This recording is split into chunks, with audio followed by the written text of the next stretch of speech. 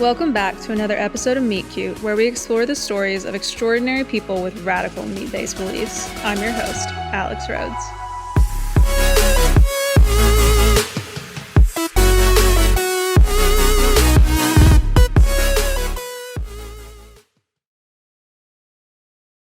On today's episode, we welcome Craig Emmerich. In this episode, we dive into his journey with Lyme's disease and how Carnivore Diet has relieved some of his pain.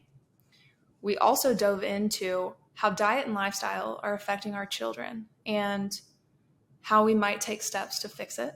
To deepen that, we discussed his and his children's current relationship with food and how raising them in a ketogenic fashion has affected their lifestyle.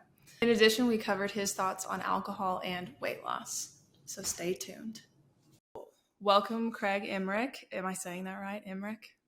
Emmerich, yeah, with a K on the end. Yeah. Perfect. So you and your wife are international best-selling authors, and I have had the pleasure of reading through two of your books, the Carnivore Diet Cookbook and Keto, the Complete Guide. So I guess let's jump right in with what was your inspiration to pursue these international bestsellers? We have a long journey to this point. My wife has been eating this way for 23 years, and it started out just her trying to figure out how to fix herself. She had PCOS, she had IBS, acid reflux, and doctors that she went to would just write about 2 or 3 prescriptions and sent her on her way and said, "These are the cards you're dealt." And then, like the week after she went to the doctor, our dog started losing patches of its hair, and took it to the vet. And the first thing she asked was, "What are you feeding her?" And the doctor never asked that.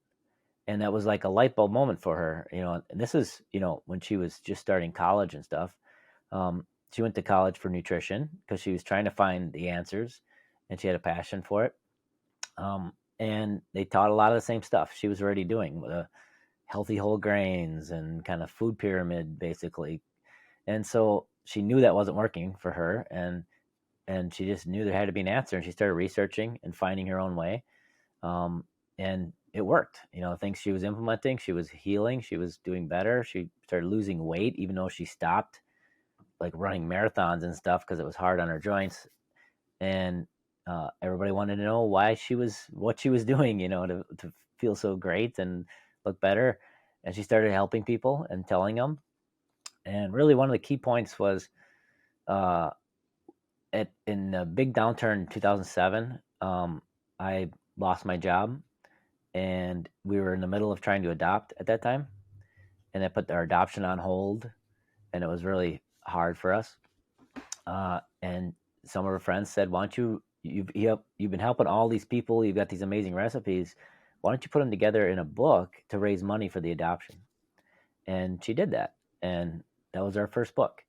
And so that led to us being able to adopt our boys and more books, and it just kind of snowballed to where we are today. And we were honored to have Holly Berry do the forward to our Sugar-Free Kids book that recently came out. So it's been quite the journey. Yeah, what a roller coaster for sure. Yeah, well, we really going from nothing. We had to, we lost our house, we had to sell our cars. We were at the bottom, in that long 2007 time, which I know a lot of people were. But we just climbed our way back, doing what we loved. And so it's been, a real blessing for us. Yeah, no, that's incredible. When were you finally able to adopt your boys, who are adorable, by the way? We brought them home 2000. So Kai was born 2010. We brought him home in 2011. Okay. So Kai was 1 and Micah was 2. That's beautiful. Yeah. They're amazing. Yeah. So you have your own personal struggle with Lyme's disease. And, how has that affected this journey for you? And, how has a ketogenic diet helped that specifically? Was that your starting point to really, really adopt the ketogenic lifestyle? It actually wasn't. My wife, 23 years ago or something, she started on this path. It took me about 5 years before I fully came on board. I didn't have any health issues at the time. And Mm-hmm. so for me, I didn't have a pressing need. I think I lost like 30 pounds, but, you know, it wasn't really, a pressing need per se. I wasn't too worried about it. And um, so I just, and then, I have strong German background and I brewed my own beer and all this. So it was a little tough for me to transition away from that. But I finally did about 17 years ago, I think it was, that I came around. And uh, just because I felt better when I ate that way. I had more mental clarity at work. I was an electrical engineer. I get through the day, through the meetings without any afternoon slump where I felt like I needed to take a nap. All those things. I just felt a lot better. Um, so that I've been eating this way for 17 years, and felt great. And suddenly, about 9 years ago, I started having this pain in my lower back, and I had an injury to my vertebrae in my low back that was from football in high school, and it always kind of bothered me on and off, like shooting pain down my leg, like slip disc kind of things. And I just thought it was something related to that. Um, but it kept getting worse, and up my back, into my shoulders, into my neck, and it was this constant pain, and it kind of sounded like Lyme to me. But I went and got the standard Western blot Lyme test, which I now know is like 80% or more false negative, in that they'll say you don't have Lyme and you really do. And it said I didn't have it. And so I spent another year trying to find answers. And finally, we have a friend who said, you got to get a better test done. I think you have Lyme. And we got the IGeneX test.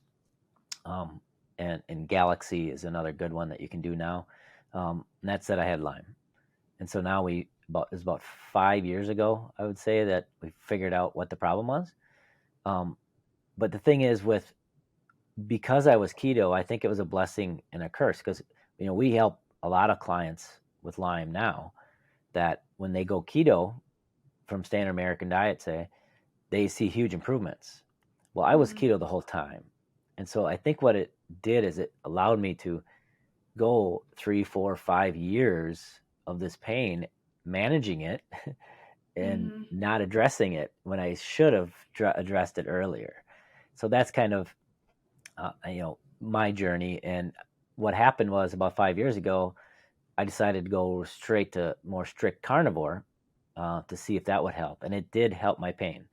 My pain went down a whole another level, but it's not going to eliminate the Lyme. It's not going to, so I've done a ton of therapies and treatments to try to deal with the Lyme, and now the resulting ankylosing spondylitis, which is an autoimmune disorder, which, because I had this chronic Lyme and what's called chronic inflammatory response, SIRS, that your immune function is like going crazy all the time trying to fight this, and you got this inflammation. Eventually, it starts killing good cells and killing. That's autoimmune reaction. Mm-hmm. So that's what I got, and so now I have AS. But doing lots of treatments for it and whatever I can, but eating the diet side of it, carnivore definitely helps keep the pain manageable. Yeah. Yeah, absolutely. So you really think being ketogenic prolonged the diagnosis because the pain was so manageable? I think that's Yeah, yeah. yeah, and that's why we try to really get the word out of people, especially in this space too, that if you have these types of symptoms, get it addressed early. Right. Don't let it go. Like I did. It's an important lesson, I think, which, especially people, if you're already eating keto and you start having these kind of symptoms, it's something to definitely look into right away. Yeah. And what causes Lyme's disease? Like, do you know what the root A cause tick of? bite, so you get wood ticks. You get one in bed, that bites you, and uh, it injects the spirochete for Lyme disease, and it gets into your system, and it's just really hard for certain people's immune system to fight. And it depends on the person. Like I heard something, a study or something that recently that said it's a problem with certain people's immune system's response. It's a little bit like long COVID. Some people can get COVID, they fight it, and then they're fine. Other people, it's like the immune system just keeps kind of going, and it doesn't really do the right job. It's a very similar to chronic Lyme. Some people to fight Lyme, they'll take some antibiotics for 4 weeks and they're fine. Other Mm-hmm. people, um, other people just have this kind of situation where it just doesn't go away, and you got to do a bunch of therapies and things to try to get your immune system back under control. It's really a kind of a problem of your immune system more than anything. Mm-hmm. Okay, very interesting. So, so you are fully transitioned to carnivore then? Yeah, I've been eating primary carnivore for 4 or 5 years now. Do you remember having any like mental health changes? I mean, you said you were fine and you were all good, but I always love to highlight, the mental, like not only the mental clarity, but the actual shifts in, I would even say, personality traits that I feel like some people experience on this diet, especially if they struggled with, even small bits of anxiety or depression or anything like that. Do you remember any of those big shifts in you? Personally, I didn't see a lot of that because I don't think I never had really any depression issues. I never had any anxiety, those kind of things. Uh, again, that's why it took me so long to come around with my wife was doing great and feeling amazing, and I just didn't have those pressing, needs that a lot of Issues. people do with their health, and so I didn't. The main things for me were just the mental clarity, the ability to focus on a project intensely for long periods of time, and just be able to focus and get things done. Um, those were big improvements for me. I Hmm. mean, we see tons of clients with everything from bipolar to ADHD, and even kids. We've had parents with kids on the autism spectrum that end up on a whole new level of the autism spectrum, which is huge, for these parents and these kids, just by changing their diet. So Mm. yeah, there's definitely huge benefits there. Yeah, yeah. Is there any story in particular that you remember that's just like always stuck with you about any of those types of changes within children or adults? Oh, we have so many. It's for doing this for 20 years. Like about, I think it was maybe 10 years ago. We would get these testimonies, right? People would write us and say, "Oh my gosh, this, and this. You helped me so much." And I finally about 10 years ago said, "Let's start saving these. It's be good to have these. As a just to have them to refer back to." And now I've got, I don't know, 4,000 testimonies, that I've saved, and just the ones that I've saved in this folder. And I can go in there now and just type a search for any condition and get at least 4 or 5, Hmm. testimonies. I mean, you name it, Parkinson's, MS, people with seeing huge improvements, just with diet. And but I do remember the when it comes to brain health, there's a kid, uh, the parent had worked with us, and they're just the way she described it, how uh, he takes no for an answer, like the first time. Like it's just that incredible shift. Which again, if you're a parent of a kid with autism, and these things can be life changing. These little shifts and changes can really improve your situation. So yeah, those really sit with me, is the kids, seeing such huge improvement in kids. Hmm. Absolutely. Um, I think that's so beautiful. I think children are the unfortunate ramification of such a poor system that we have now. And so to hear stories of children just, even adopting a ketogenic lifestyle or their parents feeding them carnivore diets or just even paying attention to the ingredients on the label, it's, Well, they're and they don't have any control. yeah, and just teaching the basics of what food is and what they're eating. Like Yeah. it's kind of crazy when you think about it. We invest so much time, money, and energy into our kids for sports, for their education, all these things, and yet we do nothing about nutrition. Mm. And yet that could be the most impactful thing on their long-term, you know, uh, well-being and quality of life, right? I mean, if you're sick, that ruins everything. if you're chronically in pain, it ruins everything, right? And so we don't teach our kids any of this, and yet, and we get pushback all the time with our kid. We'll post something, and they're like, just let them be kids, right? Just let them be kids and eat all the junk, and then worry about that stuff later.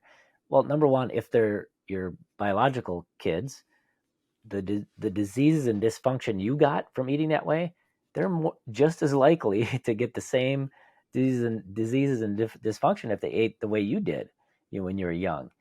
Number two, how do we think that kids magically at 18 years old go off and suddenly know everything about nutrition and what to eat, is the right way to eat? Like, they're just supposed to be kids, eating all this junk for 18 years, and then now I'm just going to turn a switch when I go off on my own. And like that, it's just crazy, that we do that. And yet that's what we do. And these poor kids get out there in the world, and they don't know any better. They don't know what they're eating, or half the time what food even is. I remember there's a Jamie Oliver thing where he was trying to make over school lunches with kids, and he's in there with these, I don't know if they're like, I think they're like 8 or 9-year-old kids who eat French fries all day long. They eat French fries practically every meal. And he holds up a potato, and none of them knew what it was. Like, they didn't know what a potato looked like. They just knew French fries. Right. Like basics about what your food is and what goes into it. Like, that's one of the reasons Maria, has our kids in the cooking videos a lot of times. And at the end of every one of them, Kai says, "Cook with your kids," because we think it is important to get them in the kitchen, get them to see what their food is and understand what they're putting in their body. Absolutely. Absolutely. And I mean, I think that's a deep systemic thing as well. It's how do we expect parents to educate their children when they're not even educated? Yeah, I mean, that's part of the problem. And that's why we wrote the Sugar Free Kids book, because it's not just a cookbook. Half of that book is just education on nutrition and food, and it's done in a way that can be fun for parents as well as kids. Like, we have these little superheroes and stuff in there, so to help kids understand, and it's written in a really easy to understand way about the basics of nutrition. Yeah, no, I love that. And single ingredient foods, something you said Yeah, was like a kid looks at French fries, and in their head, they associate that as like a single ingredient food. yeah, French fries are French fries. French fries aren't, potatoes with seed oil and salt and probably other chemicals for, preservation. They're yeah, just French fries. And yeah. yeah, I mean, Or absolutely. chicken So I think nuggets. They're just a thing that comes out of, I don't it's a know, grows nugget. off a tree. Yeah, Right. Right. yeah, it's Absolutely. crazy. Yeah. Well, I love that direction that you guys are taking, and I'll definitely have to check that out. My partner has a 4-year-old, and I mean, her father is, I mean, he plays video games at night and eats McDonald's, and he's done that since college, but he's had zero nutrition education. But their daughter has unfortunately grown up, these last couple of years eating, the McDonald's and just the Pop Tarts for breakfast and, the terrible version of the standard American diet. And, Yeah, her growth is stunted. She hasn't gained, yeah, you know, half a pound in 2 years. And she's, it's crazy. very short in the top, or in the bottom percentile of her growth chart. And I think we don't really think of how much impact it has, but it really, really does, and I think even on the size of, like, even your size, like, I think we don't grow as big or as tall because we're nutrient deficient as children.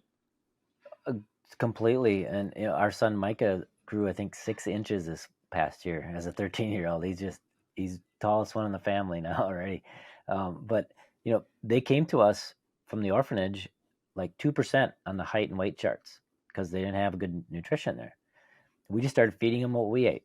You know, Kai's first solid food was bone marrow and egg yolk and salmon. He'd break the salmon up in little bits, and he would pick them up with his fingers, um, and within a year they were at 50%, and a year after that 75% on the height and weight charts, and they've stayed there ever since. And I don't know, maybe Micah might have shot up past that now. I don't know. But you look at what we do with kids, and I kind of laid this out in our kids book too. Which, by the way, just message me after. We'll get you a copy of that book so Oh, you can have it. But uh, I talked about everybody. I don't care who you are. Breast milk is the best food for a baby. Everybody agrees on that. And if you look at what's in breast milk, there's a lot of saturated fat and cholesterol. There's a fair amount of protein. I've actually did the calculation, and the amount of protein a baby is getting is like, I don't know, 50 grams a day or something of protein at that body size. It's like twice their body weight in protein a day. And what do we do when we transition them? If you go to the store and look at baby foods, first solid foods from a store, it's pea puree and carrot purees and things that are completely devoid of any fat and little to no protein. It's like we convert these kids to a vegetarian diet. I can't imagine how much, stunting of growth and development we're doing by doing this. I mean, the biggest source of cholesterol in the body is the brain. And mm-hmm. and we need those fats to fuel the brain. We need the amino acids to build and get to grow, and yet we're just putting these kids into a fat-free, almost protein-free diet, which is just Mm-hmm. completely insane. But that's where we're at today. Mm-hmm. Yeah, and I can't even imagine being a child at like a bit of an older age when you start to develop a little bit more self-awareness and you show up to a class and your parents have primarily fed you junk food and small amounts of meat because it's not a primary driver in the diet, and tons of linoleic acid, and you sit down and your classmates who eat even a regular diet that's sort of doesn't have as much seed oils, doesn't have as much like starchy grains or hyper palatable junk food, but just you're a meat and potatoes family. I can't imagine how different the cognitive functioning between those two kids would be in a Yeah. classroom setting. And Oh, for totally. for one child to feel like, what is wrong with me where I cannot fulfill this same task in the same manner as this other child, and how detrimental that can be even to mental growth as we get older. Absolutely. Why can't I focus and stay focused on, all these kids? I am convinced that one of our sons, I won't say that he would be prescribed ADHD drugs if he wasn't eating this way. Mm-hmm. Just because of his personality, that's the way he is. But because he eats this way, he's able to focus really well, and he's amazing in school and his classes. But yeah, I mean, you think about the kids and how hard that's got to be for them, that they can't focus, that they struggle to stay awake in class because they're the sugar rush in the morning, and now they're crashing, and they need snacks every 2 hours because they got to keep pumping the sugar to keep from falling asleep basically. Yeah. That's the cycle that we put these kids on, and it's just crazy. I mean, Yeah. I definitely think it's criminal that nicotine is pushed as this highly addictive, super appealing, property, and we don't do the same thing with sugar. yeah, I was animal based for, a solid like 2 or 3, maybe 4 months. And then I was in Greece and there was this place and it had this waffle. And I was like, you know what? I'm going to get one of those waffles. And I ate some of it. And I swear I had this hallucinogenic, like weird high type feeling. And I yeah, hated it. And it was in yeah, that moment that I realized, like, this is a drug. This yeah. is not something that we should be pumping into our children or adults. And I mean, Exactly. absolute insanity.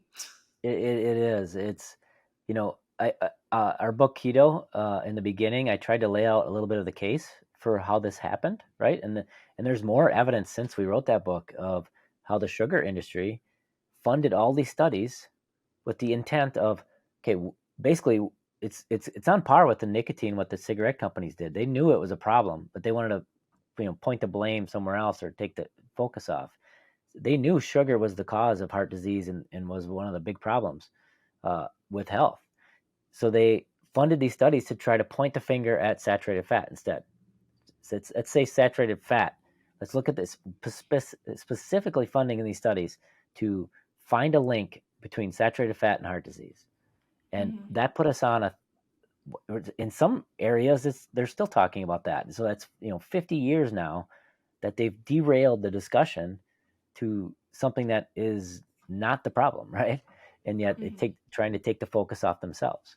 But yeah, I mean, it's so addictive. Like we have clients that, people will be like, oh, it's just a party. It's just, that's the other thing about sugar is if you're an alcoholic and you decide not to drink, nobody at the party is going to say, oh, come on, just have one beer. It's fine. Just have one drink. Nobody's going to do that. If Mm-hmm. you cut sugar because it's detrimental to your health, and you go to a party, everybody's gonna be like, "Oh, come on, it's one muffin. Oh, have a piece of cake." It's you just get pushed and pushed and pressured. And we get all the time clients that they're doing great. They've lost 100 pounds, 50 pounds, whatever it is, and then they have one of those situations and they have one cupcake, and it was going to be one cupcake, and whatever, it's going to be fine. And 6 months later, after gaining all the weight back, they're coming back to us like, I got to start over. And it was that Mm-hmm. one cupcake, that just started that addictive cycle again. Mm-hmm. And so, yeah, we have to treat it as more, as an addiction. Yeah, yeah. Well, and I mean, that even goes into, what fuels disordered eating habits. I don't disordered eat when I have steak. Yeah. I'm not just roaring and ready for my next 16-ounce ribeye, or I just can't stop myself after I, have eaten, a pound of meat. It's like I'm Yeah. so satisfied and satiated and full. There's no way anything else is going in this body, Yeah. and the same. So I feel like inversely, we have these sugary substances, and it's just one bite, right? And if you've Yeah. struggled with even emotional eating, it can go far beyond just the sugar addictive properties, but into an emotional desire to fill a void inside yourself. And yeah. Yeah, that's a big issue for a lot of people. You don't get to 200 pounds overweight without having kind of a issue, a bad relationship with food, right? Like Mm-hmm. there's something there that needs to be addressed. And so many people, it's sugar. That's one of the, like you said, I mean, it drives this cycle, not only the actual dopamine response in the brain to the sugar that is, some studies have shown it's like, illicit, drugs, different. I can't remember if it was cocaine. Just it's lighting up the same part of the brain. It's got that same response, an addictive response. But it's also the hormones, the satiety, and it's messing with your satiety hormones. They literally had teams of scientists looking at how the combination of salt, sugar, and fat together could be more addictive and make you eat more. Like, what do the food companies want? If I'm making Mm-hmm. a product, some potato chips, I want people to eat more of it, right? Because then they buy more and I make more money. So they had scientists to figure this out, and they found the combination of salt, sugar, and fat that makes it so that you basically don't get any satiety from it and you keep eating. I mean, Mm-hmm. that's what they did, and it worked. Yeah, no, absolutely. That makes me curious about, your sons. What is it like for them, coexisting in the same space as other children whose parents do approve of these hyper palatable, junk foods? And, do they feel ever like they're being restricted, or, how do you guys handle that as parents? Well, first of all, we homeschool, so that really helps a lot in Okay. those Okay. situations. But in general, we try to do everything we can to educate them so that then they have the tools. I mean, that's the key with kids is you can't say you can't make it like a rule. Don't ever do this. This I'm the ruler. You listen to me, like whatever. That's not going to work. You have to educate them and give them the tools to understand what's going in their body, why it's important to have protein, what carbs, what fat do in your body, and help them understand that so that they can make better decisions on themselves.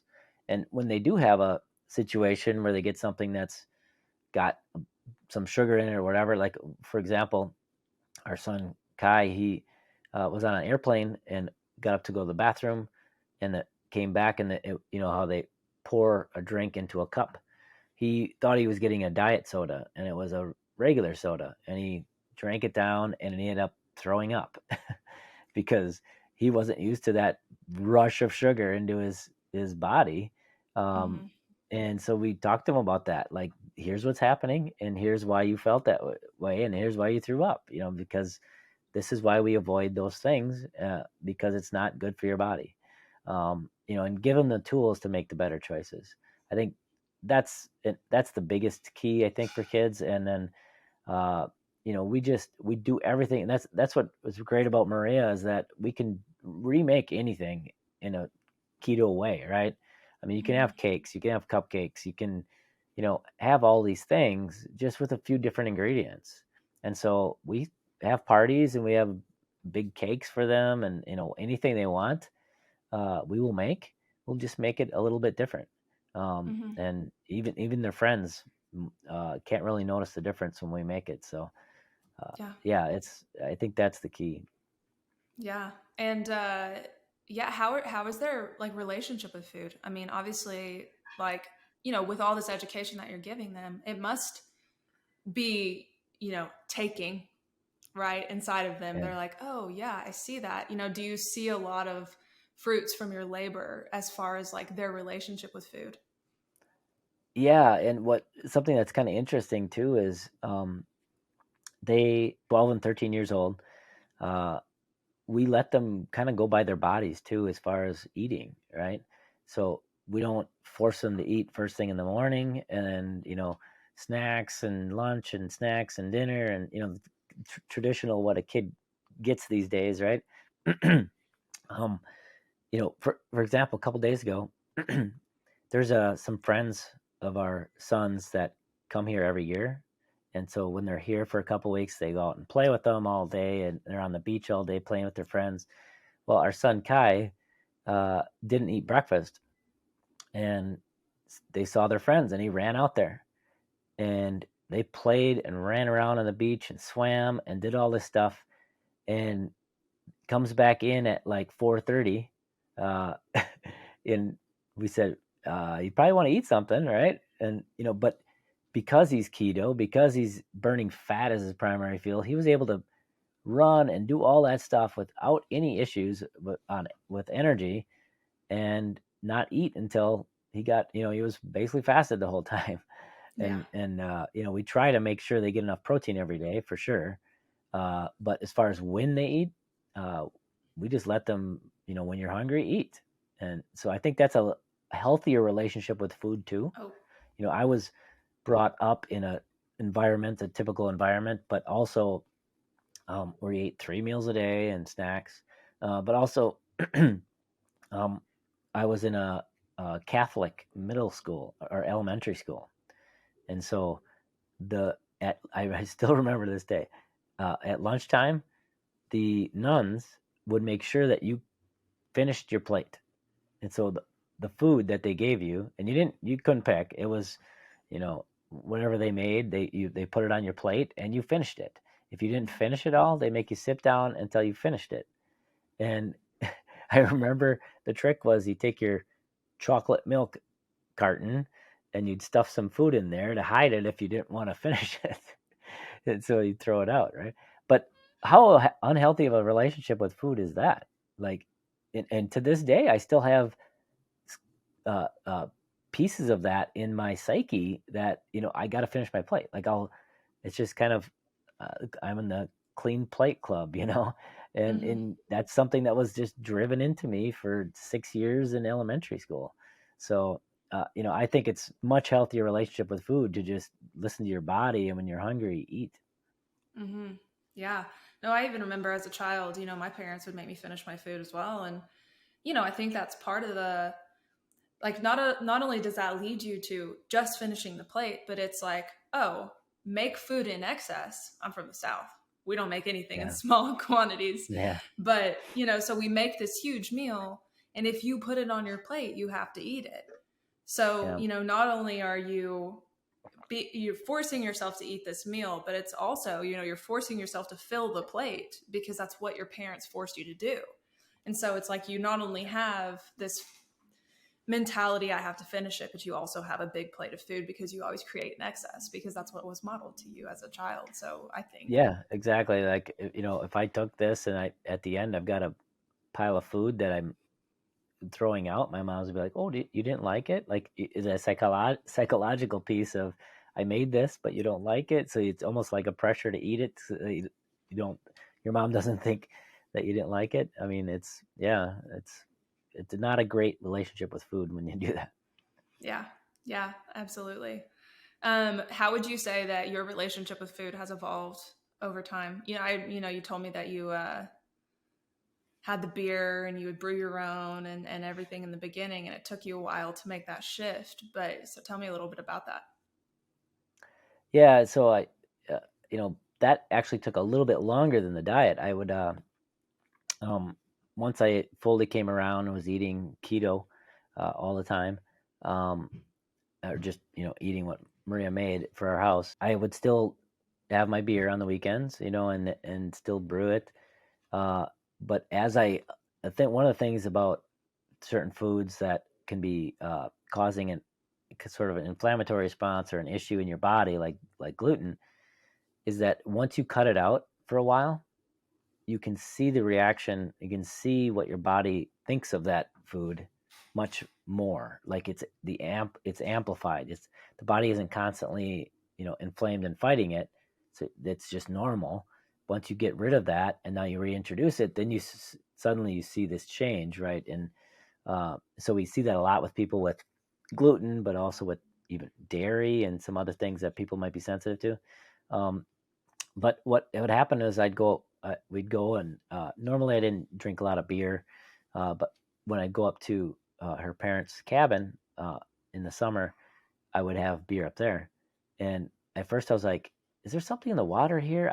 My digestion is not good. And she's like, Maria's like, it's the beer. You're drinking a lot of beer up here. And sure enough, yeah, it was the beer. And, once I cut that out, I no longer had any issues. Yeah. So yeah, that was kind of the key, the aha moment for me with that. Yeah. How do you direct your clients, on a ketogenic diet that still like want to partake in alcohol? Yeah, I mean, that can be a challenge. If somebody is very much overweight, if they're 100 pounds overweight or even more than 50 pounds overweight, and they're serious about weight loss, you have to cut the alcohol. I mean, if you want to be serious about losing weight, you have to cut the alcohol. Alcohol, there's something called oxidative priority, where the body processes fuels in a certain priority, and it's in reverse order of storage. So the thing you can store easiest and have the most capacity to store is fat. So that's the last priority. The thing that is the number one priority is alcohol because you can't store it. And there's no place to store it. So the body has to burn the alcohol off, or before it gets any other fuel. So if you're having a drink while eating a meal of carbs and protein and fat, it's got to burn off all the alcohol first. And while it's doing that, all the carbs and fat are getting stored in the storage, right? So it's really not a good. Plus, the way it impacts hormones in men, it lowers testosterone. All these things that are detrimental to weight loss. So um, if you're that's if you're serious about weight loss and you have a weight problem, we we tell people you need to cut alcohol. you know can people in other situations that maybe not so metabolically damaged, have an occasional drink on the weekend if it's a low carb one? Yeah, there's people that do that and do fine. But if you're really serious about weight loss and you have a lot of weight to lose, cutting out all alcohol is important. Yeah. Yeah, absolutely. Well said. Well, I think we'll end it here. It has been honestly so amazing having you on. This has been great conversations, and I think such a wonderful, reference point for parents to listen to as well. And what we're putting into our children's bodies and how it's affecting their health and mental well-being as well. So thank you so much for coming on. And can you tell me where you can find you and Maria? Yeah, I made a little web page that's at ketomaria.com, and that gets you to everything. You can get to our blog from there, our keto-adapted.com website where we sell our ebooks and all that support. All on the bottom, there's all of our links to social media and everything. So ketomaria.com will get you to everything. Mm-hmm. And to work with you individually if somebody's interested, would that be on the same page? Yeah. That's you go to the same page. Go to the keto-adapted.com. That's we have consulting options. We have phone consults. We have tons of options there for support. Beautiful. All right. Well, thank you so much, and I can't wait for my session with Maria. Awesome. Thank you, Alex. Thank you. Thank you for listening. Until we meet again.